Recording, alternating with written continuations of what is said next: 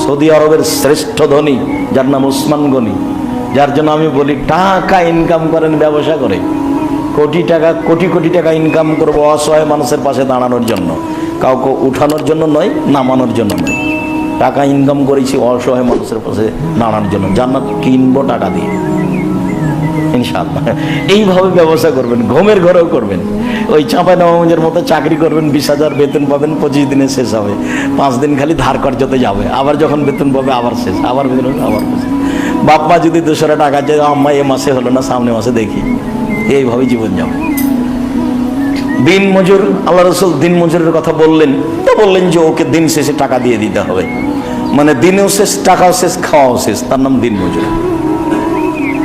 ব্যবসায়ী তো আপনার চাকরিজীবী তো 25 দিন গেল টাকা দিয়ে। জমি চাষ তো অন্তর্শক্ত হয়ে যাবে, তো কি করতে হবে? তো ব্যবসা করো। কেন? আল্লাহ রাসূল বলছেন, আর তাজরা সাদেক এখনো ইয়ামাল কিয়ামা শুহাদা সিদ্দিকিন আলাম্বিয়া, বিচারের মাঠে সত্যবাদী ব্যবসায়ীরা নবীর সাথে, সিদ্দিক শহীদদের সাথে থাকবে।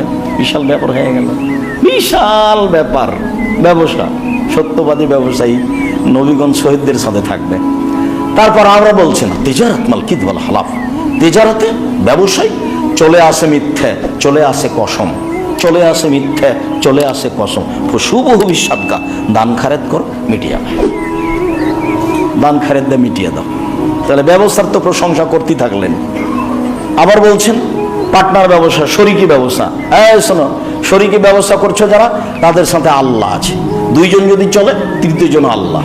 3 জন যদি চলে, 4র্থ জন আল্লাহ। 5 জন যদি চলে, 5 জন ব্যবসা করছে, তাহলে 6ষ্ঠ জন আল্লাহ। এটা কিন্তু খুব কঠিন। একজন যদি 20 টাকা সরিয়ে নেয়, তখন আর আল্লাহ নেই। কথা বুঝাতে পারিনি মনে হয়। মানে একটু যদি আমানতের 19-20 হয়, 5 জন মিলে ব্যবসা করছে, তাহলে 6ষ্ঠ জন কে আছে? আল্লাহ আছেন। তাহলে ব্যবসায় বরকত আছে।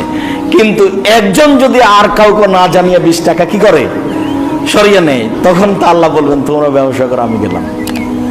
তার মানে এটা 6 মাস পরে ভেঙে যাবে, মারামারি, মামলা মোকদ্দমা, কত যে কি হবে এটা নিয়ে।